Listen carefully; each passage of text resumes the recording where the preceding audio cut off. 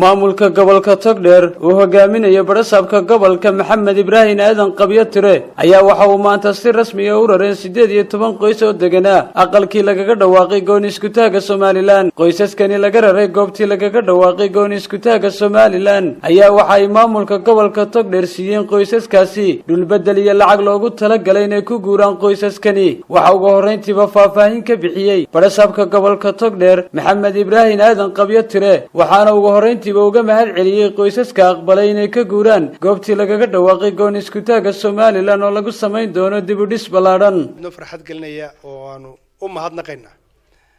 dadweynaha iyaga oo had iyo jeer degmada Burco wixii aanu soo jeedinay nala qaata waxa halkan hor fadhiyay oo arkaysaanba waa dadkii deganaa State House ama halkaan ka dhisayna xaruntii gooni isku taaga Somaliland ee maalintii madaxweynuhu dhagax dhigay qoysas baa yaalay qoysaskaasi 12 qoys 18 qoys bay haayeen 18 qoys waxaanu garanay inaanu cid la dhigin 18 qoys waanu u yeedhnay dhulna waanu u iibinay u dhow halkii ay deganaayeen meelan ka fogeyn ayaanu u iibinay waxaanu siinaynaa waxoogaa ay ku guuraan oo ay ku guuraanna lacag sida halka ka muuqata waxaanu siin doonaa qof walba qoys waliba wuxuu ku guuro waxaanu ugu mahadnaqaynaa sida wanaagsan ee sharafta leh ay noo aqbaleen ayaanu aad iyo aad ugu mahadnaqaynaa dhulka ku dayn mayno oo kaga hari mayno laakiin waxaanu ballan qaadaynaa inaanu daba soconno inaanu wixii aanu tari karno tarno haday tahay xaqii hay'adaha wixii dhismee soo baxayn kow ka noqon doonaan iyaga laftooda waanu xaq soornay waxaanu ugu xaq soornay dhulka markii aanu baloodhaynay ee aanu dhamaynay dhulkaas bakhtiyaar nasiib qof walba baloodkiisa dadku way kala jecel yihiin jooyinka waxa halka ka muuqda bakhtiyaar nasiib sida aad arki doontaan ama TV-gu duubeen bakhtiyaar nasiibka qof walba gacantu la galaya baloodku qaadanayo markuu baloodka la soo baxo foomkaas sharciga baanu siinaynaa suulku saaraya kadibna dawladda hoos u la tagay oo loo sharciyeynaya dhul uu leeyahay awal hore wuxuu yaalay dhul dawladeed oo dan guuda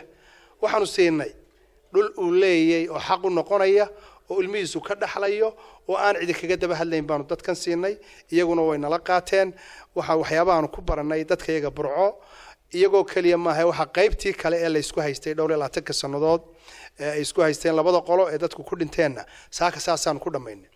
marka aad iyo aad baan idinku mahadnaqay wassalaamu calaykum waraxmatullaahi wabarakaatuh waxa iyaguna sidoo kale ka dareen celiyay qaar ka mid ah qoysaskii ka guurayay aqalkii lagaga dhawaaqay gooni isku taaga Somaliland waxaanay ku amaaneen maamulka gobolka sida ay ugu guntadeen inay siiyaan dhul bedel iyo sahay ay ku guuraan anagoo ka mid ah dadka meesha deganaa guud ahaan dadkii meesha ilaalinayay mas'uulka muddada dheer ka hasheen la sanad ka deganayn waxaan mahad celinaynaa maamulka gobolka ee si wanaagsan uga shaqeeyay arintan imika waan ku qanacsanaa insha Allah qanacsanaa dhulkana laga rarayo anagoo xaafadadka degan anagoo dadkii 16 sanadood baan degan anigu Maxamed Cabdi Balayda intaas oo dumarna waa ila mid 18 qoys baanay waanu ku mahadsannahay waanaanu raali baanu kana naga raraan gudoomiyaha gobolka mas'uuliyiinta kale cidii kale noo garatay cid walba raali baanu kana waanaanu ka guurayna waana aan bixiyeen sahaydeed iyo wixii aan ku guurayna wayna siiyeen wixii ay noo garteen wayna siiyeen waanaanu ku mahadsannahay iyaguna way ku mahadsan dhul bayna siiyeen aan ku qanacsanayo wanaagsan oo aanu degayno aad iyo aad waan ugu mahad celino magaalada agteeda oo inoo naxariisteen oo noo dhow oo biyihii iyo baadkiiba noogu dhow alxamdulillah rabbil caalamiin waan ugu mahadsanay waxaanu nahay dadkii deganaa guriga maxaa dhadayay gurigi Chris House deganaa baanu nahay runtii aniga u soo horeeyo waxaan deganaa 23 sanadood baan deganaa meesha waan ka qaxay waanan ku soo noqday alxamdulillah rabbil caalamiin maanta anigoo nabad qaba aniga iyo carruurtaydiba waxa leega aan bixiyay si fiican alxamdulillah marka waxa weeyaan gudoomiyuhu uu aan bixiyay si fiican buu noo aan bixiyay waxaan wixii aan ku guuri lahayna uu na siiyay dhulna uu na siiyay alxamdulillah rabbil caalamiin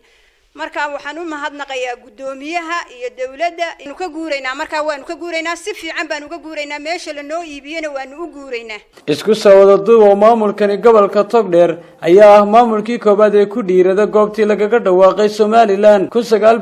1991 Khadar Cabdirasaaq Saleebaan Khadar Hanad shabakada caalamiga ee Wanaag News magaalada Burco.